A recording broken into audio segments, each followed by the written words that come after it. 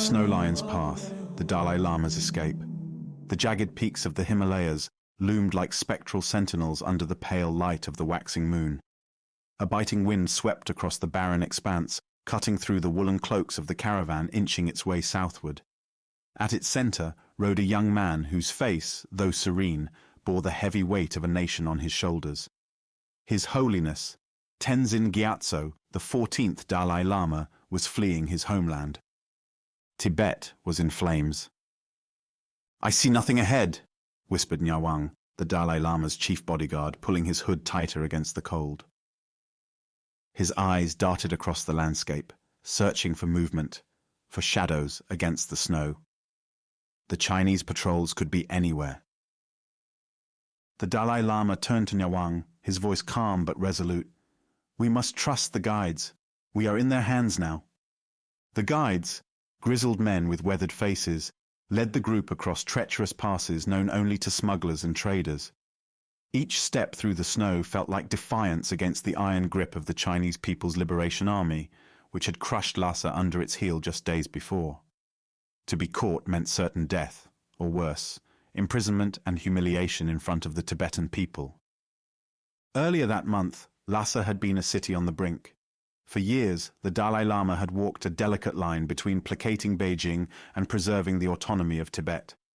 But the simmering tension exploded on March 10, 1959, when thousands of Tibetans gathered outside the Norbulinka Palace, vowing to protect their leader. "Your Holiness, the people will not allow you to leave for the Chinese military headquarters," said Thupten, a senior monk, on the day the protests began. "They fear for your life." "And rightly so," interjected Kelsang, a fiery young official. "The Chinese have shown their true colors. They speak of unity, but bring only oppression. This is no longer about dialogue. It is about survival." The Dalai Lama sighed, his fingers lightly tracing the prayer beads around his wrist. His training had taught him to find stillness amid chaos, but the fate of Tibet weighed heavily on him. "Violence will only bring suffering," he said. "We must find another way." That other way came in the form of coded messages smuggled into the palace. The resistance leaders urged the Dalai Lama to flee. They had arranged a route to India, where he could find refuge and rally international support for Tibet's cause. "Leaving my people feels like betrayal," the Dalai Lama confided to his closest advisor, Lobsang Samten, as they prepared for the escape. "Your Holiness, if you fall into their hands, Tibet will lose not only its leader but its hope," Lobsang replied, his voice breaking. "You are more than a man. You are the living embodiment of Avalokiteshvara, the Buddha of compassion. The people need your spirit to endure." The Dalai Lama nodded, his resolve hardening. "Then we must move swiftly." The escape began on the night of March 17th, cloaked in darkness and secrecy. Disguised as a common soldier, the Dalai Lama slipped out of the Norbulinka Palace, accompanied by his family and a small retinue of loyal guards. The journey was perilous from the start. They crossed the Ki-Chu River under the cover of night, the icy waters numbing their limbs. "Hold the rope steady," hissed Lobsang, helping the Dalai Lama balance as they forded the river. The current threatened to sweep them away, but they reached the far bank, shivering but alive. From there, the group moved south, skirting Chinese checkpoints and relying on the hospitality of remote Tibetan villages. Word of their leader's flight spread like wildfire, and villagers risked their lives to provide food and shelter. One night, as they huddled in a shepherd's hut, the Dalai Lama listened to the distant chants of monks praying for his safety. Tears welled in his eyes. "They pray for me," he murmured, his voice barely audible. Nyawang placed a reassuring hand on his shoulder. "They pray for Tibet, Your Holiness. You are its heart." The greatest danger came near the Tsangpo River, where Chinese troops patrolled the surrounding hills. The caravan waited until nightfall to attempt the crossing. The moon, a thin sliver, offered just enough light to navigate the treacherous waters. "Go in pairs," whispered the lead guide. "Stay low, no noise." As the Dalai Lama and Nyawang prepared to cross, a sudden shout pierced the air. A Chinese patrol had spotted movement. Gunfire erupted, echoing across the valley. "Run!" yelled Nyawang, pushing the Dalai Lama toward the raft. Bullets whizzed past as the group scrambled to safety. One of the guards fell, clutching his chest, but the others managed to launch the raft into the river. The current swept them away from the danger, but the loss weighed heavily on the Dalai Lama. "Another life sacrificed for me," he said, his voice heavy with grief. "For Tibet," Nyawang corrected him. "Every step you take is a step toward freedom for all of us." After weeks of harrowing travel, the group reached the Indian border. Exhausted and emaciated, they were met by Indian officials who welcomed the Dalai Lama with open arms. Prime Minister Jawaharlal Nehru had granted him asylum, a decision that would strain India's relations with China, but cement its reputation as a refuge for the oppressed.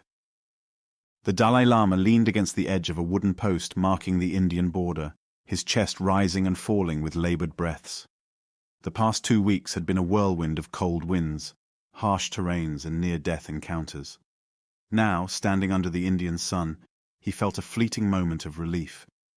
But it was a relief tainted by the knowledge of what lay behind him. Nyawang stood nearby, scanning the tree line one last time. "The mountains are quiet," he said. "The patrols must have lost our trail for now." "They won't stop," the Dalai Lama murmured, his tone as steady as the still air. "But neither will we."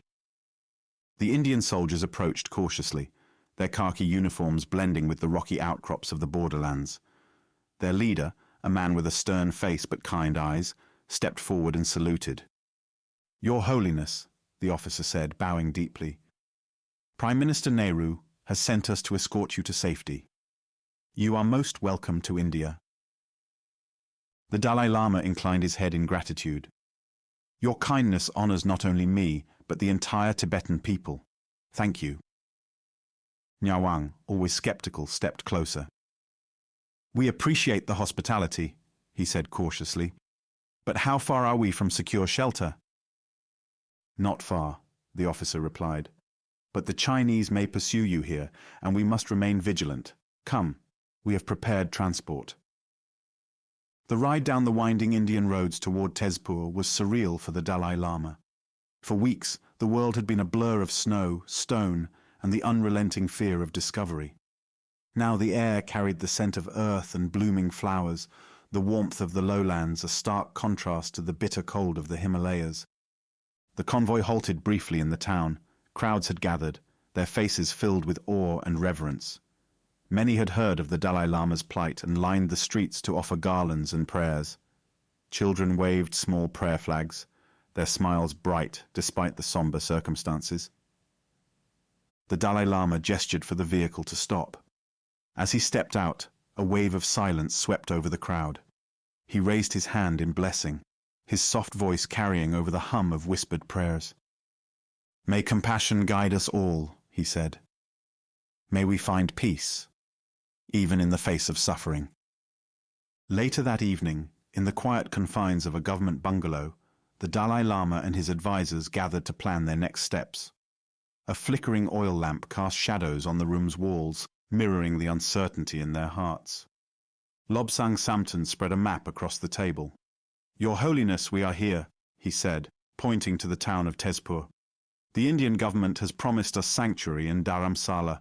It's a small town in Himachal Pradesh, nestled in the foothills of the Himalayas." Nyawang frowned. "Another set of mountains to climb," he muttered. "But at least we'll be out of the immediate reach of the Chinese." The Dalai Lama studied the map, his finger tracing the path they had taken. Each mark represented a memory, villagers risking their lives to provide food, monks whispering prayers into the wind, the loss of a loyal guard by the Tsangpo River. "Dharamsala," he said finally, the word heavy with purpose. "It shall be our home in exile. But it will be more than that. It will be a place where Tibet can live on, even beyond our borders." News of the Dalai Lama's escape spread quickly, infuriating Chinese officials in Lhasa. In Beijing, Chairman Mao Zedong convened a special meeting of the Politburo to discuss the situation. "He cannot be allowed to stir rebellion from abroad," Mao declared, slamming his fist on the table. "The Tibetan people must see him as powerless, as a relic of the past." "But the world is watching," cautioned Zhou Enlai, his voice measured. "We must tread carefully. Direct confrontation with India could escalate into an international crisis. Mao scowled but nodded. Then let him rot in exile. We will show the Tibetan people that his absence changes nothing. In Dharamsala, the Dalai Lama's vision began to take shape. Monks who had escaped Tibet set to work establishing monasteries, preserving sacred texts, and teaching the next generation of Tibetan Buddhists. Refugees arrived in droves, bringing with them stories of destruction, but also a fierce determination to keep their culture alive. One evening, as the Dalai Lama walked through the newly built temple, he paused to watch a group of children reciting prayers. Their voices, though young, carried the weight of centuries. Nyawang approached him, his usual stern demeanor softened. "The people are strong, Your Holiness," he said. "Stronger than I thought." The Dalai Lama smiled. "Strength comes from understanding our purpose. Our faith teaches us that even in the darkest times, there is light to be found." Nyawang hesitated, then asked, "Do you ever wonder what would have happened if you'd stayed, if you'd fought?" The Dalai Lama's expression grew thoughtful. "I have," he admitted, "but the way of violence leads only to more suffering. Our struggle is not just for our land, but for the soul of our people. If we abandon our principles, we lose everything." As the years passed, the Dalai Lama's presence in India became a symbol of resilience. His teachings on compassion and nonviolence garnered global attention, inspiring movements for peace around the world. Yet his heart remained in Tibet, a homeland now veiled in silence and oppression. In private moments he would sit by the window of his residence in Dharamsala, gazing toward the north.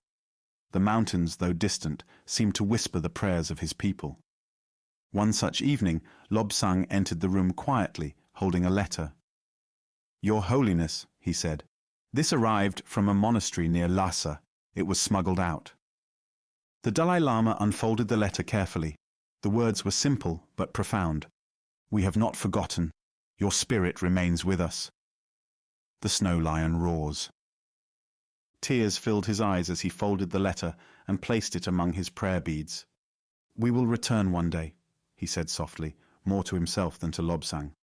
"Not with weapons, but with the truth. The spirit of Tibet cannot be extinguished." Epilogue.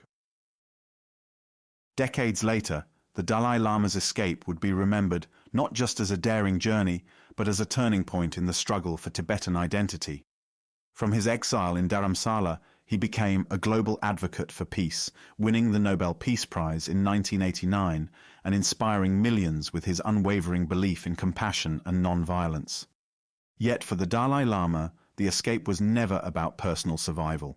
It was about carrying the torch of a culture, a faith, and a people through the storm. The journey through the Himalayas became a symbol of resilience, a testament to the enduring spirit of Tibet. And so the snow lion continued to roar, its voice echoing across the mountains, a call to freedom and hope.